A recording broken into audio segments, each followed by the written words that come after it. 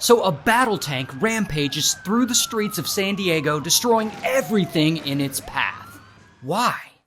Well, it all starts with this guy, Shawn. And Shawn is in his 20s, he's in the army. Here's an actual picture of him. And in the army, they teach him to drive tanks. And he likes driving tanks, it makes him feel good. But see, Shawn, he's kind of an angry dude, and he's a little nutty. So in 1980, after only being in the military for 2 years, boom, they kick him out due to multiple disciplinary problems. And so he moves back to his hometown of San Diego, and there he becomes a plumber. And it's not driving tanks like he wants, but this is a pretty good job for him. But even so, over the years, his whole life starts falling apart. Like his plumbing business is failing, he eventually starts drinking a lot and getting into drugs, specifically meth. His wife leaves him, then he later gets a girlfriend and she breaks up with him and moves out. And at one point someone steals his work van, which has all his plumbing tools in it. So now poor Shawn can't work and the bills are really starting to pile up. And as you can imagine, this is all too much for Shawn to handle. He's starting to feel hopeless and powerless. So what does he do to deal with all this hardship? Well, he gets a shovel and he starts digging for gold in his own backyard. I guess he believes there's gold back there for some reason and that this gold is gonna change his life. Now, it's unclear if he believes this because of all the meth he's using or if it's mental illness or what. But what is clear is that Shawn is becoming delusional. Regardless, he keeps digging and digging and digging. And he's all excited about the project, like he's going around telling his friends and his neighbors how rich he's gonna be, and how there's probably a bunch of other valuable stuff in his backyard too, like oil and minerals and stuff. And of course, by this point, his friends are getting really worried about him, like, you alright, bud? But whatever, Shawn continues to dig. And eventually, he's dug a giant 17-foot deep hole in his backyard. And this hole is so deep that he has to put up temporary walls so that it doesn't cave in. Here's actually a picture of Shawn's brother climbing out of it, and you can see that he has to use a ladder. That's how deep it is. Anyway, I guess at some point, Shawn realizes this digging, it isn't gonna solve his problems, because his problems actually get much worse. By 1995, he's around 35 years old now, he's having major financial issues. I guess he's broke and he's not paying his bills because his lights get turned off. His water also gets turned off, and at one point, Shawn gets a letter telling him that his house is about to be foreclosed on. And so, once again, Shawn feels hopeless and powerless. Like, what's he gonna do now? His business is failing, he's got no money, there's no gold in his backyard, and that is when Shawn just snaps. Because one day, that same year, he gets an insane idea. He's gonna punish the entire city of San Diego for all the bullshit he's been going through. First, he drives to a nearby National Guard armory. And the place is closed, but some guys are still there working, and for some reason, they left the gate wide open and unattended. And so Shawn just drives right onto this secured military compound with no problem.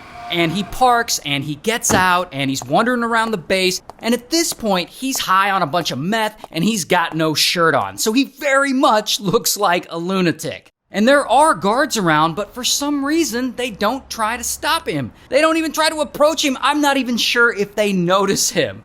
Now remember, Shawn used to be a tank driver when he was in the military. So naturally, he heads over to where the battle tanks are parked, and he sees that there are like 10 for him to choose from. So he climbs up on one, and he jumps inside, and he tries to start it, but it won't start. So he tries again. He goes to a second tank, jumps inside, but this one won't start either. So he starts climbing onto a third tank. Now it's at this moment that he's finally spotted by a guard, and the guard looks at him and he says, "Hi."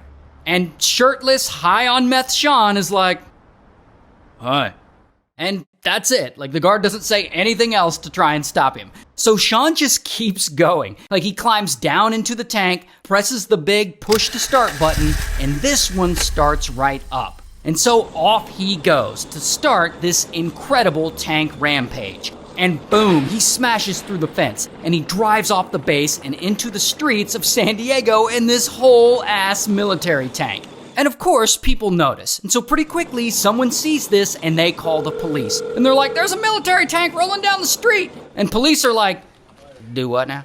And so immediately, police cars are on the scene, and there's like a dozen of them trying to chase Shawn down.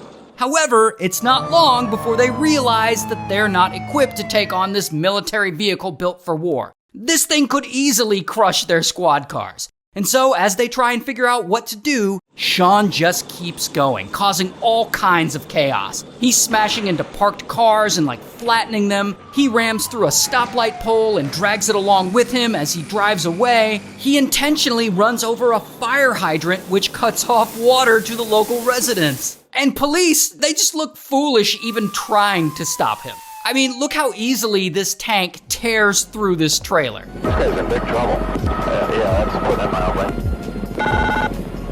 He's doing these cars on purpose. And so Shawn, he appears to be loving this. He sticks his head out of the hatch so people can see him, all smiling and laughing. I mean, this is probably the best he's felt in years. Who cares if he's broke? Who cares if he can't find gold in his backyard? He's driving a motherfucking tank. Finally, he no longer feels hopeless and powerless.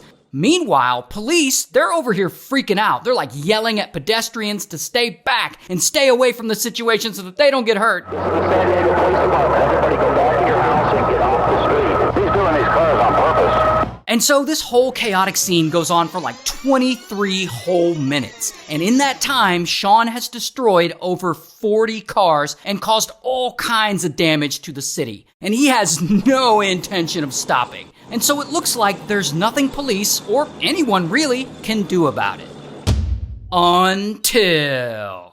At this point, Shawn decides to take this chase onto the highway for some reason. Maybe he's going to a new city, I don't know. But of course, police follow him.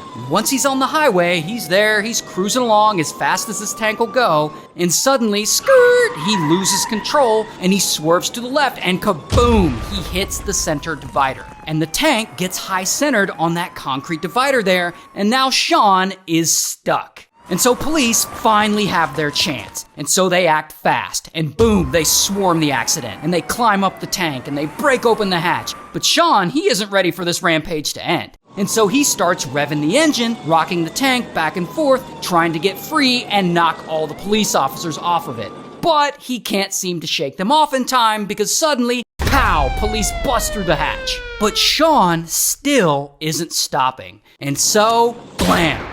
An officer shoots him, and he ends up unalived.